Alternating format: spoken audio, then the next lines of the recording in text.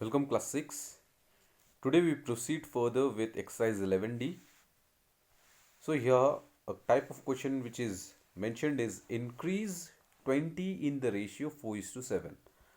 So here we need to increase the ratio in increase the number 20 in the ratio 4 is to 7. This means that the smaller number is 20 and the bigger number needs to be in this ratio 4 is to 7. So let's say that the bigger number that will be equivalent to 7, let's say that number is x. So let the increased value be x. So if the increased value is x, then the ratio of 20 is to x will be equivalent to 4 is to 7. Okay, so 20 is the smaller value which needs to be increased to x. So the ratio becomes 4 is to 7. So we know that the product of the means is equal to the product of extremes. So 20 and 7 gets multiplied will be equal to 4 into x. So we can write 20 into 7 is equal to 4 into x, where 4 goes this side. So x will be equal to 20 into 7 divided by 4. So x is equal to 20 into 7 by 4, where 4 can cancel 25 times. So we have x is equal to 5 into 7. When multiplied, 5 into 7 is equal to 35. This means that the increased value will be 35. So 35 is the required answer. Similarly, if you have to decrease here the number 50 in the ratio 10 is to 3. So 50 is to be decreased. So the bigger number is 50, that is equivalent to 10. And then the decreased value will be equivalent to 3.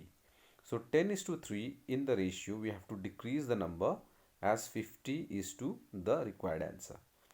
So let's say the required number or the decreased value will be x. This means that 50 into x, 50 is to x will be equal to 10 is to 3. So x will be the decreased value which will be equivalent to the ratio 10 is to 3. Again, using the rule product of the extremes equals product of the means, we have 50 into 3, the two extremes, getting multiplied with the means 10 into x. So this 10 goes this side as 50 into 3 divided by 10 equals x. 10 will cancel 55 times, so we have 5 into 3. So 5 into 3 is equal to 15. So the value of x is equal to 15.